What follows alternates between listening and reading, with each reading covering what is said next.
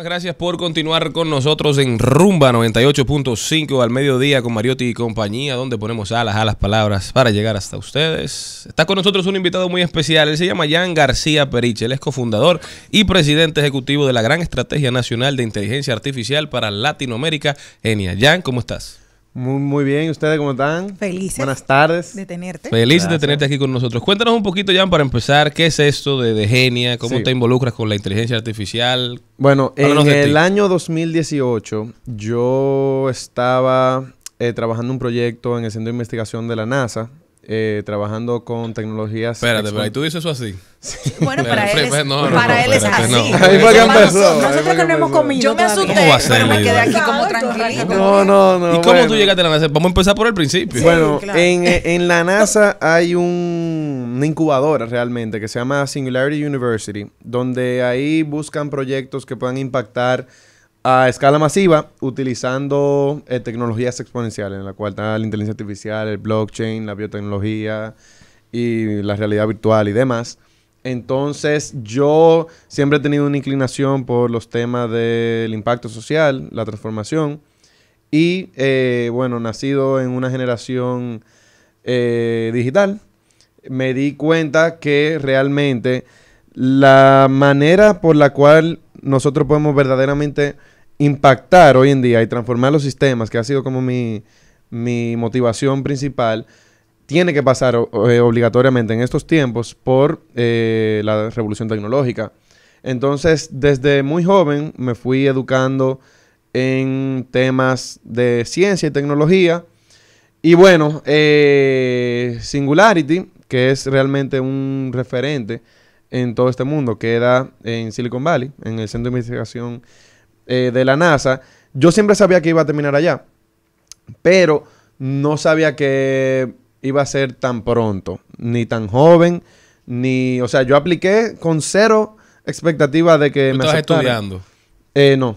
Ya había terminado. Ya yo había terminado. ¿Qué tú estudiaste primero? Yo tengo una mezcla, yo tengo diferente, pero Ándale, ciencia política Ajá. fue mi primera. Economía, antropología, ciencia cognitiva. Después me metí en inteligencia artificial. Jesús. Y estoy haciendo un doctorado en pensamiento complejo. Maravilloso. Ay, mira, ella es una compleja pensadora. Ah, sí. ¿Y tu hobby favorito? Mira, mi hobby realmente es hacer coro. A mí me gusta hacer coro. Mira, se parece a Jenny, Yo, sí. si no estoy trabajando o estudiando, estoy haciendo coro. Muy bien. Qué maravilla. Entonces, ¿cuál de eso fue la que te abre cómo terminas llegando a la NASA? Ahí nos quedamos. Mira, no fue por los estudios, fue más por... yo siempre he sido como emprendedor. He siempre estado diseñando diferentes proyectos y trabajando en diferentes proyectos. Muchos de ellos fracasaron, como es normal. ¿Cómo? ¿Te dieron experiencia? Sí, claro, me dieron experiencia. Y bueno, yo apliqué con un proyecto que se llamaba Global Neo, que era para diseñar marcos de gobernanza global, porque la misión de esa incubadora son proyectos que puedan impactar la vida de 1.000 millones de personas en 10 años. Entonces ahí todos los proyectos son revolucionarios y de hecho muchos de ellos eran incluso imprácticos para esos tiempos porque uno tenía que pensar a escala de 10 años. Entonces yo viendo el mundo como está y obviamente que el tema de la gobernanza global es una necesidad. Cambio climático, la pandemia. O sea, sin marco de gobernanza global, el mundo necesita marco de gobernanza global. Sin embargo, allá yo conocí al que hoy en día es mi socio, que se llama Felipe Castro Quiles, que es uno de los expertos mejor conectados en la industria 4.0, lo que le llaman la industria 4.0, y él es de Puerto Rico, yo dominicano. Él es primo de Jay. No, él, okay. No conozco su familia. Su familia. De Jay Quiles. Ya, de Jay Quiles. Ya, yo creo que era Jay Castro y que será un personaje. Pero entonces se asocian tú y Jay. Nos asociamos porque vimos la necesidad de darle agencia a nuestra gente. Nosotros estamos allá en el centro de la innovación global y había un futuro que se estaba creando, pero nuestra gente no estaba representada. Y bueno, por eso decidimos crear Genia, que es una corporación de beneficio público con la misión de incluir a Latinoamérica en el desarrollo global de inteligencia artificial y la cuarta revolución industrial. Desde ese entonces hemos estado impulsando una agenda con actores en la región, desde gobiernos, organismos internacionales, bancos multilaterales, universidades, grandes y pequeñas empresas también.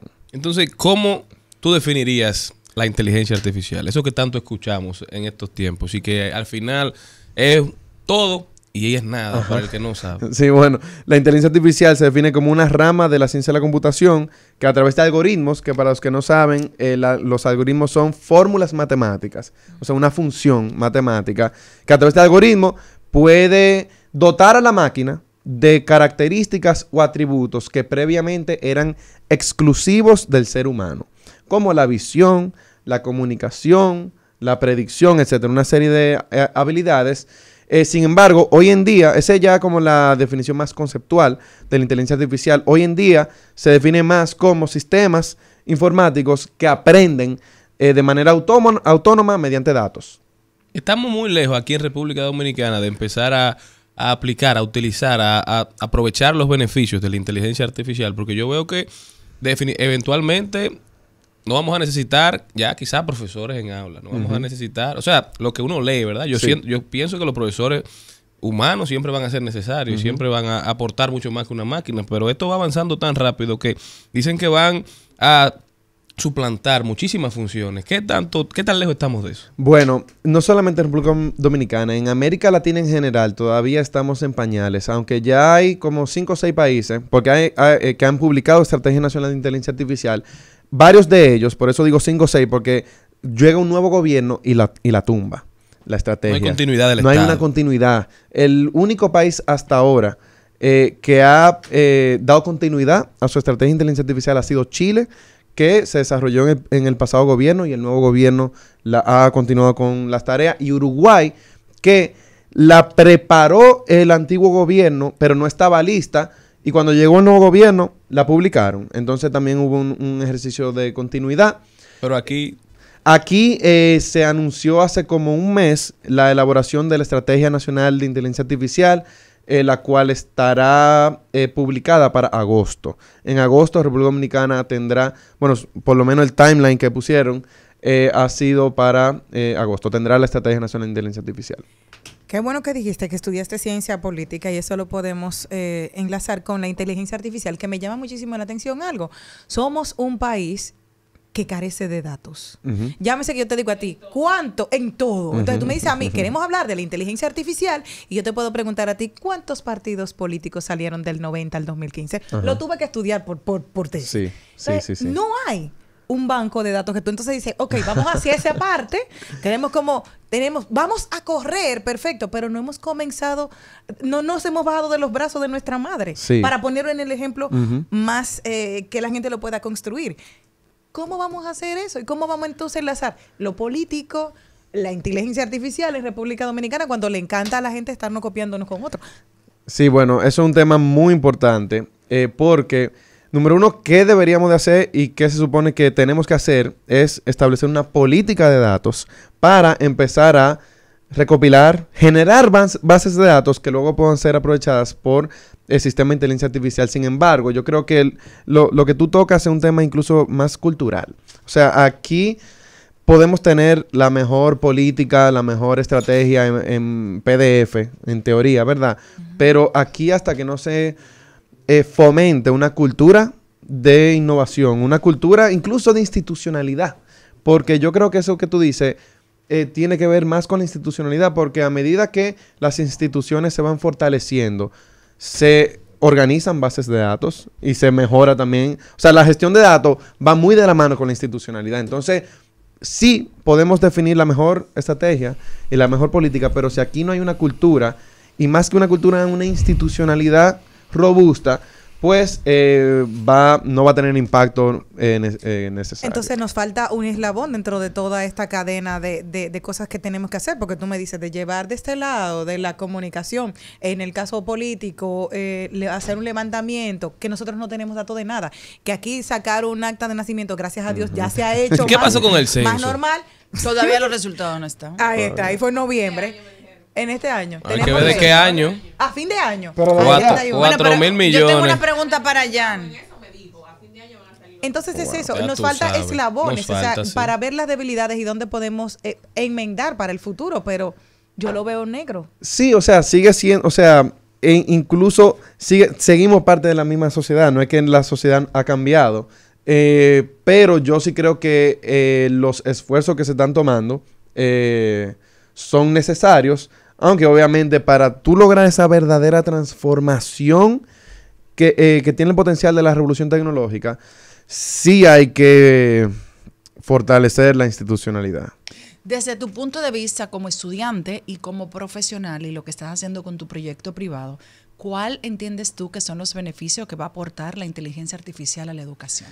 ¿A la educación? Sí. Bueno, la educación la inteligencia artificial tiene un potencial muy fuerte de impactar la educación, sobre todo a través de la personalización del proceso educativo. Por ejemplo, hay diferentes herramientas de inteligencia artificial que pueden ser utilizadas para la educación, desde asistentes virtuales que puedan comunicarse con los estudiantes hasta profesores generados por inteligencia artificial, incluso también el profesor o la profesora humana, cuando habla con la inteligencia artificial, puede haber una inteligencia artificial transcribiendo todo eso, generando resumen y síntesis, pero sobre todo el impacto más importante es la personalización de la educación para los estudiantes a través de sistemas de inteligencia artificial que vayan aprendiendo de los estudiantes, o sea, de cada uno de los estudiantes. Por ejemplo, si yo soy alguien que se inclina más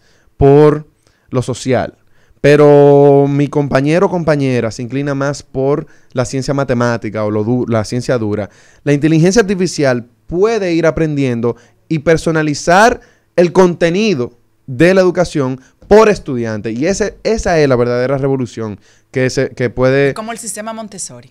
Sí. Bueno, yo tuve en el Montessori, pero no lo conozco así como en Como sistema. Ajá, como sistema, pero puede ser que la inteligencia artificial pueda incluso reflejar el sistema Montessori, no lo conozco. Y ven acá, Jan. Hablamos mucho de lo que va a aportar, de lo positivo, ¿verdad? Pero ¿y cuáles son los riesgos? Sí, bueno, hay muchos riesgos, empezando por riesgos a corto, mediano y largo plazo. Los riesgos a corto plazo y directo, que son basados en la tecnología que tenemos hoy en día, son los riesgos de sesgo y discriminación. Te voy a poner un ejemplo. El algoritmo, o sea, del algoritmo, cómo se exacto. alimenta de lo que... Sí, eso es importante. Exactamente. Por ejemplo, si hay una inteligencia artificial que quiera ser utilizada para el tema de recursos humanos, para una empresa, a quién contratar y a quién no contratar.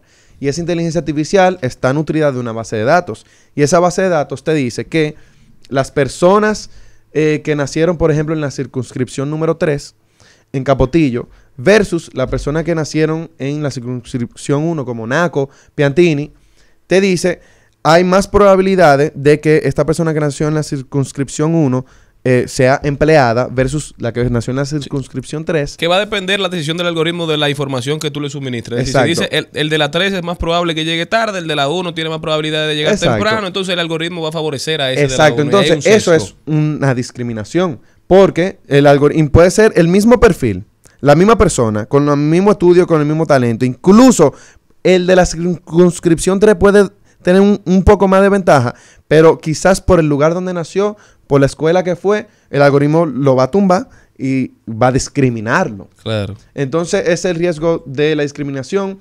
Hay riesgos éticos, incluso en el diseño de la tecnología. Por ejemplo, no sé, todos aquí quizás ya han utilizado el chat GPT o el chat GPT, o está muy de moda, que es una inteligencia artificial que ya yo creo que es el parteaguas, donde ya llegó la inteligencia artificial. Es mainstream ya. Eso es una tecnología de lenguaje. Pueden haber diferentes tecnologías de lenguaje, incluso el mismo ChatGPT, pero obviamente la empresa se ha encargado con su equipo de ética, que una persona con depresión, o sea, que tenga problemas de salud mental, le diga, se esté comunicando con la máquina y le diga, ¿qué hago para acabar con esta situación?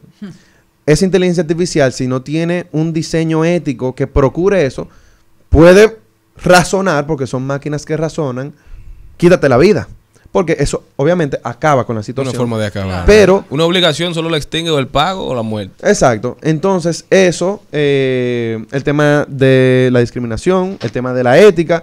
Y ya yo creo que Bueno, y obviamente, es que esto es un tema que no se menciona tanto, el empleo de la inteligencia artificial en las armas, en la guerra.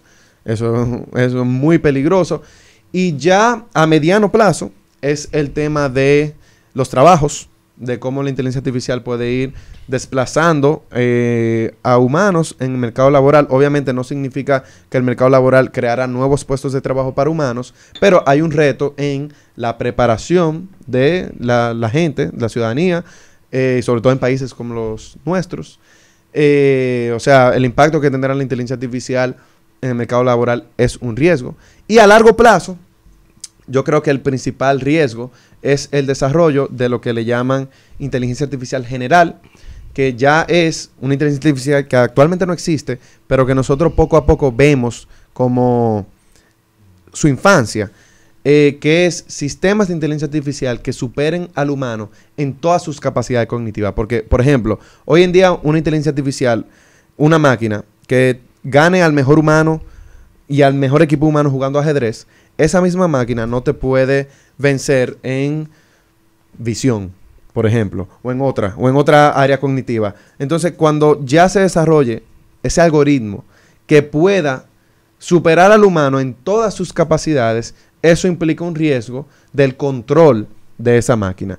¿Quién controla? Y no solamente quién controla, si es posible controlar una inteligencia artificial general. Y ya cuando una inteligencia artificial, lleguemos a ese punto de una inteligencia artificial general, lo cual significa que es una inteligencia artificial que puede crear mejor inteligencia artificial, lo cual implica que esa mejor inteligencia artificial puede mejorarse, creando así un bucle de alimentación exponencial, a lo que llegaríamos a un escenario de superinteligencia, que ya ahí es lo que le llaman la singularidad tecnológica, que es cuando los humanos no sirven para nada.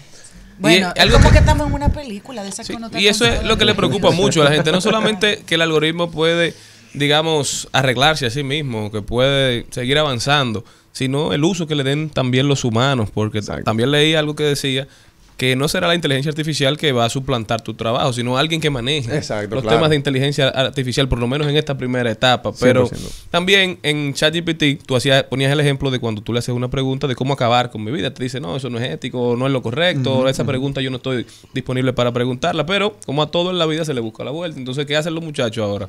O la gente le pregunta, ¿qué no debe hacer una persona que quiere acabar con su vida? Cosas así que tratan de truquear la inteligencia artificial, y todavía es posible porque está en ciernes, como tú bien dices, está en pañales. Pero aquí, ¿cómo tú crees que podemos crear una cultura de un buen uso de esta tecnología? Porque al final las redes quizás no son el problema, las redes no son algo negativo, todo depende del uso que tú le des a esta tecnología.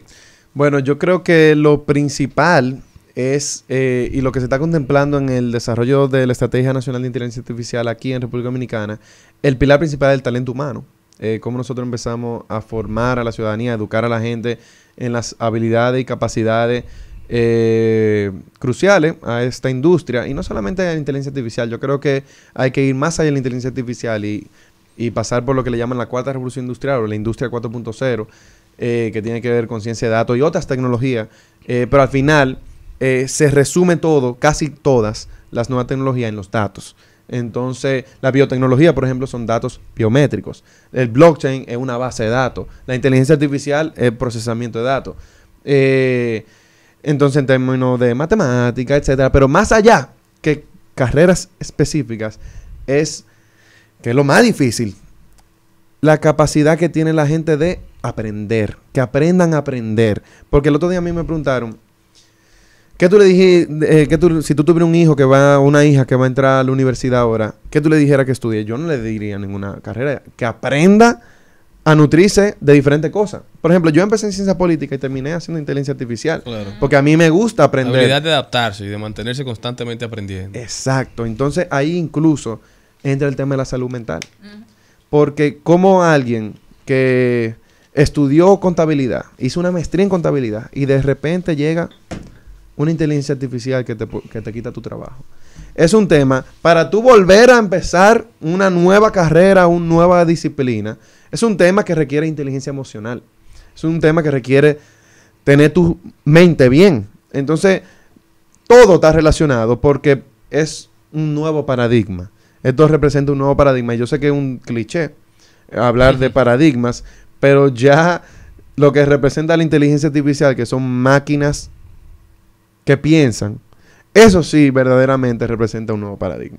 Y asusta mucho a la gente esta situación, por eso mismo, por lo que tú dices, máquinas que piensan. O sea, eso son cosas que se ven, como decía Celine, en películas de ciencia ficción, pero... Uno lo veía tan lejos y ya está aquí. Y ese es el tema, que la ciencia ficción de cierta forma va forjando el futuro, porque la gente se va imaginando cosas, la va viendo y la va tratando de convertir en realidad. Jan, pero de verdad...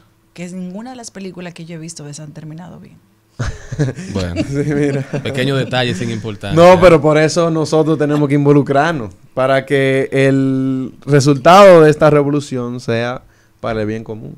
Por lo menos esa es mi misión. ¿Y cómo puede ya la gente continuar esta conversación tan interesante contigo? El que tenga alguna pregunta, el que quiera seguir aprendiendo, ¿cómo puede comunicarse contigo? Ustedes buscan donde sea Jan García Periche, ya sea en redes sociales, en Google, en LinkedIn, ahí donde para temas laborales, y ahí me pueden encontrar. Ya Jan saben, García Periche. Jan García Periche con nosotros hablando de inteligencia artificial. Señores, esto no es el futuro, esto es el presente ya. Nosotros continuamos.